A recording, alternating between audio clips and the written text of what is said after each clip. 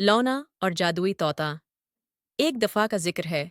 एक सरसब्ज और चमकदार जंगल जहां सूरज की रोशनी पत्तों पर नाचती थी।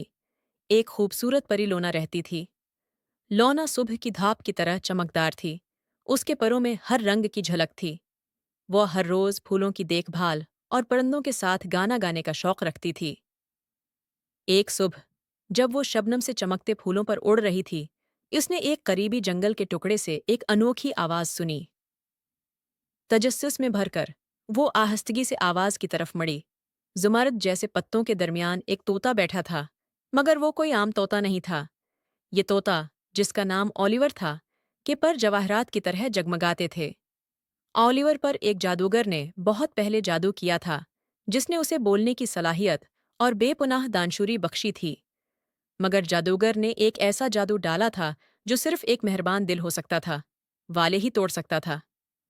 सलाम ए छोटी परी, ओलिवर ने गर्मजोशी से कहा।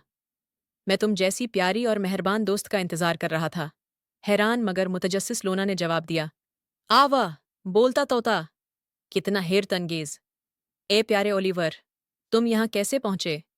ओलिवर ने अपनी कहानी सुनाई, दूर दराज के मुल्कों के किस्से और जादूगर के उस जादू का जिक्र किया जो उसे उदास तरीके से इस जंगल के टुकड़े से बांधे हुए था।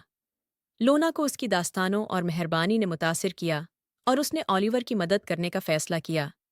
वो जादुई जंगल के सफ़र पर निकले, जहां नदियों ने गीत गाए और दरख्तों ने पुरानी राजों की सरगोशियां कीं। लोना ने अपने परी जादू से इशारे समझे और दोनों ने मिलकर प्रासरार पहेलियां हल कीं।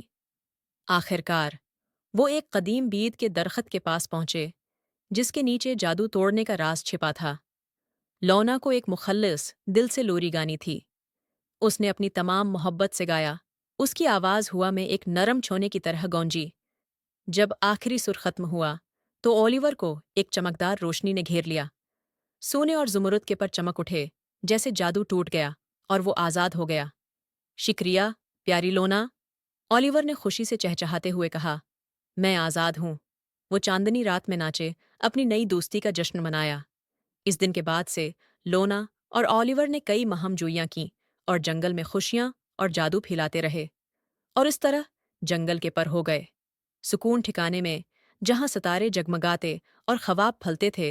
परी और जादुई तोता हमेशा खुशी से रहे। उनकी कहानी हर सुनने वाले को मेहरबानी और दोस्ती की ताकत की याद दिलाती रही। खत्म शुदा।